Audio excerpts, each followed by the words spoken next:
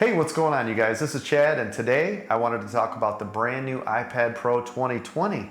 If you have the older version, the 2018 model, is it worth upgrading? Let's discuss everything that's in the new version versus the old. So there are some pretty exciting things that they've introduced in the new version. Of course, there's a spec bump, so this has the newer processor. They're calling it the Z processor, which unlocks 2 more GPUs. But in real world tests, I'm using LumaFusion, Photo Affinity, and some other programs. I haven't noticed any difference in performance. Even though the benchmarks show it is a little bit faster in the new model versus the old, I don't think in real world you're gonna see a performance difference. Also, with the new version, you get 6 gigs of RAM in all of their models, including the base model, which starts with 128 gigs, where on the old version, you used to get 64 gigs. Now in the older 2018 version, if you got the largest 1 terabyte model, then it did come with 6 gigs of RAM, but for all of the versions now, that's in there. Now, why do you need more memory? That's typically when you have a lot of applications open and you want to switch back without them having to refresh or reload the apps. I haven't noticed any difference though, not to say that it isn't future-proof or that it's not going to help later, because I'm sure it will. But as of right now, I don't see a need where you need more than the 4 gigs of RAM, but hey,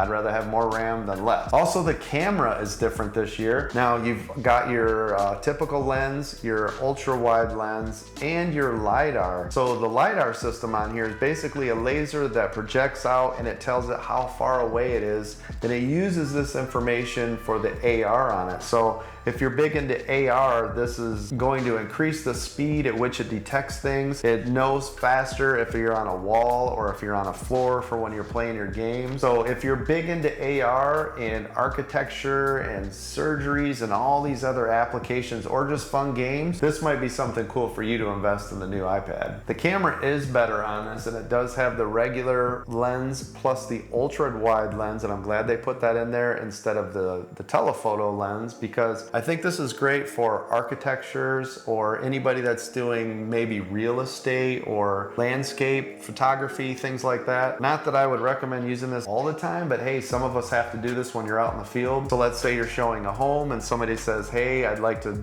change the color of all of the cabinets in this room. Well, you can take a picture, jot it down, put it in your notes, Notability or Good Notes, whatever you like to use, and you have it. So the ultra wide camera, I think, was a really good addition to the system. Overall, it's a really good camera. You have on the video side of things, so of course you can shoot 1080 or 4K on this, and you can shoot up to 240 frames per second of slow motion. Let me show you what it looks like on 120 frames per second. Now this isn't the best lighting, but at least you can see how this works. I think the camera is fantastic. It's probably the best camera you can get on a tablet today. Now the battery's a little bit smaller this year, but it's still rated at 10 hours. So Apple is saying that even though the battery is smaller, you will get your 10 hours. I have not noticed a decrease in battery at all, and I've been really putting this through its paces, trying to find out, if it's any faster, benchmarking, video gaming, things like that on it. And I've not seen any loss as far as being able to use this throughout the day. So let's talk about the different covers that you can get for this. This is not the cool keyboard with the trackpad that you can get. That's not going to come out until May. But this is the smart keyboard cover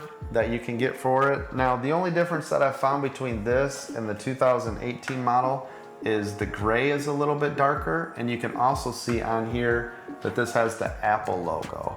Other than that, the systems are identical. The buttons feel the same. I haven't noticed any difference when I'm typing on either one of these. They feel exactly identical. So as far as accessories go, everything should fit. Now, one thing to note, of course, on the new iPad is because it has the large square cutout like this versus the smaller cutout, you can still use this. Let me give you an example. Even though this is the iPad 12 cover, but you can still use this even with the larger hole. Literally the magnets still work and everything. You're just gonna end up covering up the LiDAR camera. Not a big deal. You can use it until you get the newer covers to go with your new iPad. Now, one of the new features that Apple just released for these is trackpad and mouse support. Now, they had mouse support for it before, but it's taken it one step further with the cursor, the gestures, being able to use it more like your Mac or a PC PC. When you highlight over things, the little dot actually highlights the whole word so you know what you're going to click on. The gestures work, so you can swipe right to flip screen, swipe left, you can swipe up just like you would with your MacBook Pro to go back home. So lots of cool gestures on there. Now when the smart keyboard comes out, it is going to be around $300, so it's up to you if it's worth it or not. And it's $350 for the 12.9-inch version, so it's pretty pricey, but it does come with its own USB-C charging, which means it's going to keep your USB-C port open on your iPad so you can charge it and plug in all your different peripherals at the same time and use it. So that's going to be a cool feature.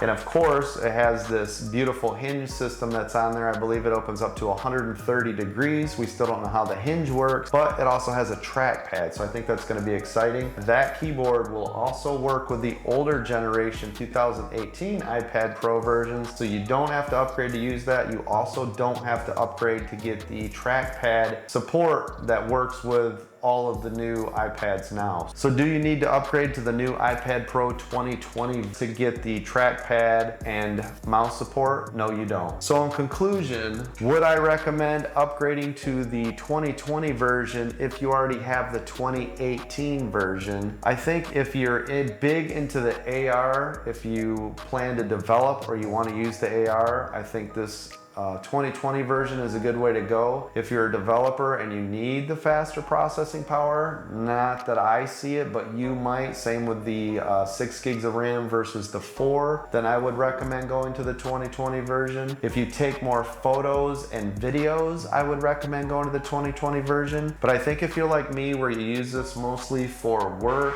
remoting into desktop, content consumption, making some videos, taking some pictures, editing photos, I think you're going to be more than happy with the 2018 version. Am I keeping it? I'm not going to keep the 2020 version. I think my 2018 is going to last me another couple years until maybe they come out with this new AMOLED version that they're talking about at the end of the year. Then it might be worth it. For now, I think I'm going to stay with the 2018. That's where my money's going to go. So I hope you guys enjoyed this video. If you did, make sure to click that thumbs up and subscribe. And as always, I'll see you guys on the next video.